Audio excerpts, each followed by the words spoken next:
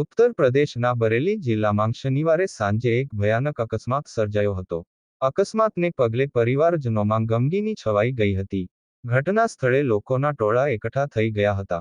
ફરીદપુર police station વિસ્તારમાં રામગંગા નદી પર ફરીદપુર બદાઉનના દાતાગંજને જોડતા અધૂરા પુલ પરથી કાર પડી જતાં 3 લોકોના મોત થયા છે.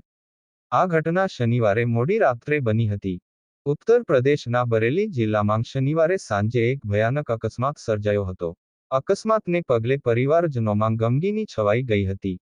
ઘટના સ્થળે લોકોના ટોળા એકઠા થઈ ગયા હતા. ફરીદપુર પોલીસ સ્ટેશન વિસ્તારમાં રામગંગા નદી પર ફરીદપુર બદાઉનના દાતાગંજને જોડતા અધૂરા પુલ પરથી કાર પડી જતાં 3 લોકોના મોત થયા છે. આ ઘટના શનિવારે મોડી રાત્રે બની હતી. રવિવારે સવારે જ્યારે ખલ્લાપુર ગામના લોકો રામગંગાના કિનારે પહોંચ્યા ત્યારે તેમને ક્રેશ થયેલી કાર જોઈ. કારમાં સવાર 3 લોકોના મોત થયા હતા. તેણે જ પોલીસને જાણ કરી હતી. કહેવાય છે કે કારમાં સવાર લોકો ગૂગલ મેપની મદદથી દાતાગંજથી ફરીદપુર થઈને ખલ્લાપુર જઈ રહ્યા હતા.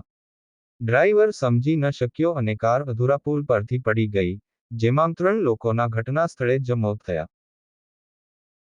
आज दिनांक 24 नवंबर को सुबह 9:30 बजे के आसपास थाना फरीदपुर पर यह सूचना प्राप्त हुई कि ग्राम खल्लपुर में रामगंगा नदी के बीच एक गाड़ी पुल से गिरकर क्षतिग्रस्त हो गई है। तत्काल थाना फरीदपुर पुलिस एवं बदायूं से दातागंज की पुलिस मौके पर पहुंची।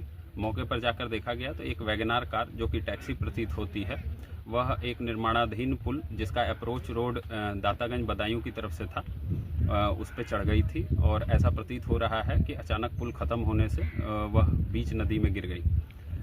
वहाँ मौके से 3 लोगों के शव निकाले गए, जिनकी मौके पर ही मृत्यु हो जाना प्रतीत हो रहा है।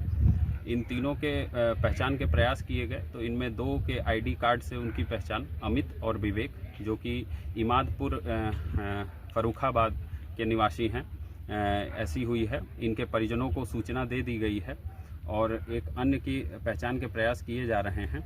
थाना पुलिस द्वारा शव को कब्जे में लेकर पंचायतनामा की कार्रवाई की गई है एवं पोस्टमार्टम हेतु भिजवाया जा रहा है और इस संबंध में अनावश्यक वैधानिक कार्रवाई भी प्रचलित है।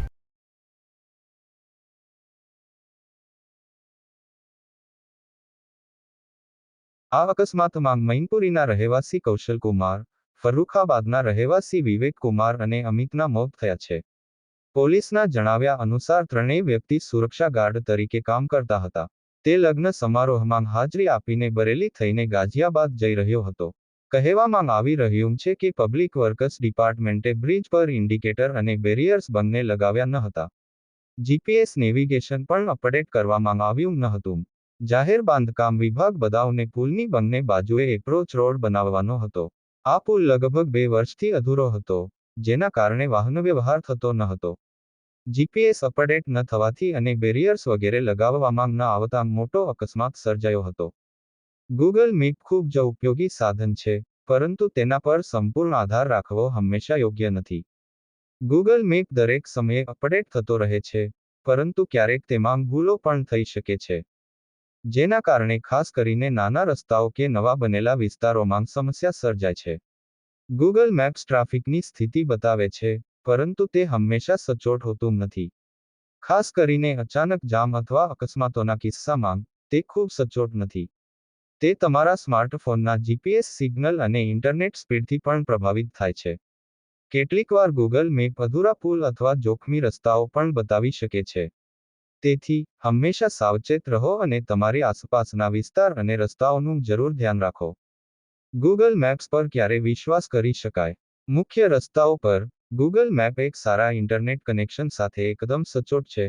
જો તમારું ઇન્ટરનેટ કનેક્શન સારું છે તો ગૂગલ મેપ તમને વધુ સારી માહિતી આપશે, જેમ કે સ્થાનિક લોકો અથવા અન્ય મેપિંગ એપ્લિકેશનો સાથે મેચ કરીને તમે વધુ આત્મવિશ્વાસ અનુભવી શકો છો. સાવચેત રહો, સુરક્ષિત રહો. કેમેરામેન સાબિર અલી સૈયદ સાથે કાદિર શેખ, કર્તવ્ય ગુજરાત ન્યૂઝ.